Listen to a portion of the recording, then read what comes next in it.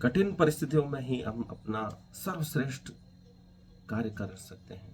इसलिए कठिन परिस्थितियों को आने दो, क्योंकि यही वह समय है जब तुम अपना सर्वश्रेष्ठ दे सकते हो।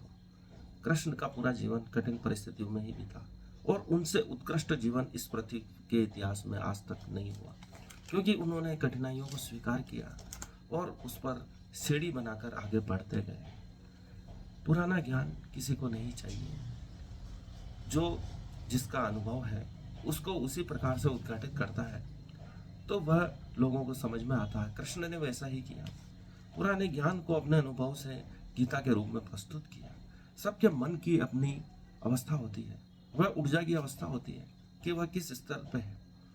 यदि हम उसको अपने ऊर्जा के स्तर से हटाना चाहते हैं तो वह विरोध करेगा। ठीक वैसा ही जैसे हम परमाणु को विखंडित करते हैं या संग्रहित करते हैं तो अपनी ऊर्जा के स्तर से ऊपर नीचे जाता है, उसमें विस्फोट होता है। हमारे भीतर भी अनंत ऊर्जा भरी हुई है। हम अपने स्तर से ऊपर या नीचे जाते हैं तो ऊर्जा का विस्फोट होता है। यदि हम अपने आप को उच्च स्तर पर ले जाते हैं तो ऊर्जा हमें आगे बढ़ने की प्रेरणा देती है, अनंत ऊर्जा का निर्माण होता है। लेकिन हम अपनी ऊर्जा से गिरते हैं तो हमारा पतन होता है, विखंडन होता है।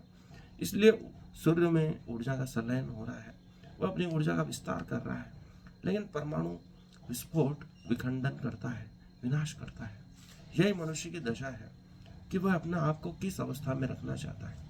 मनुष्य का मन लगातार डोल रहा है, अपनी ऊर्जा की अवस्था को वह पहचान नहीं पा रहा है। दृष्टा बनने की कला यही सिखाती है कि आप अपने आप को देखें और अपने मन को स्थिर कर लें। मन बिना दृष्टा की अवस्था में अनंत दिशाओं में भटकता रहता है। उसके कई मानस पटल पर प्रतिबिंब बनते रहते हैं, जिसके कारण वह सत्य को पहचान नहीं पाता। लेकिन जैसे ही वह अपने आप को देखना शुरू करता है, अपने कार्यों को देखना शुरू करता है, तो वह उस ऊर्जा की अवस्था को प्राप्त कर लेता है जिसकी उसे आवश्यकता है। कृष्ण उसी के बारे में समझा रहे हैं।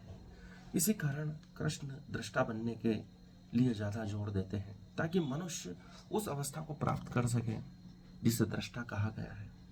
अपने मन पर नियंत्रण प्राप्त कर ऊर्जा की उस अवस्था को महसूस कर सकता है जहाँ सब कुछ शांत है, जहाँ उसे सब कुछ स्पष्ट दिखाई दे रहा है।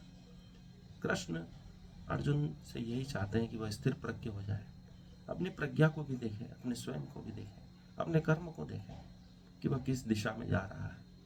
इसी कारण कृष्ण बार बार उसे उस मार्ग की ओर ले जा रहे हैं जिस पर वह पहले से ही चल रहा है। लेकिन वह मार्ग पर चलना अब कुछ नया होगा, वह दृष्टा बनने के साथ होगा। अपने मन को स्थिर करते हुए उस लक्ष्य की ओर ले जाना होगा जिसे उसे प्राप्त करना है। गीता उसे स्पष्ट लक्ष्य की ओर ले जाती है। वह चाहती है कि आप उस कर्म को पूरी तन्मयता से करें, 100% दिलो दिमाग से करें, ताकि उसमें सफलता मिलना तय हो जाए। इसलिए कृष्ण अर्जुन को कहते हैं कि तुम्हारा विजय होना तो निश्चित है, लेकिन तुम्हें आवश्यकता है दृष्टा होने की। हम घटनाओं को पहले से ही घटित होकर देख लेते हैं तो हमारी विजय निश्चित हो जाती है। मैनिफेस्टेशन की यही कला कृष्ण अर्जुन को सिखा रहे हैं, ताकि वह सीख जाए कि विजय किस प्रकार से हुआ जाता है। अपनी विजय को पहले ही देख लो, अपने युद्ध को पहले ही लड़ लो, अपनी समस्याओं को पहले ही हल कर लो। जब आप वास्तविक समस्याओं से जूझ रहे होते हैं, उससे पहले ही मानसिक स्तर पर समस्याओं से लड़ना प्रारंभ हो जाता है। यदि हम पहले ही विजय प्राप्त कर लेते हैं तो हमारी आधी समस्याएं पहले ही खत्म हो जाती है। कृष्ण यही कला गीता में अर्जुन को सिखा रहे हैं कि अपनी समस्याओं को पहले ही हल कर लो, ताकि आप क्षीर सागर में विष्णु की भांति योग निद्रा में शयन कर सको, विश्राम कर सको। कृष्ण हर समय विश्राम अवस्था में रहते हैं। उसका यही रहस्य है कि वह अपनी सभी समस्याओं को पहले ही हल कर चुके हैं।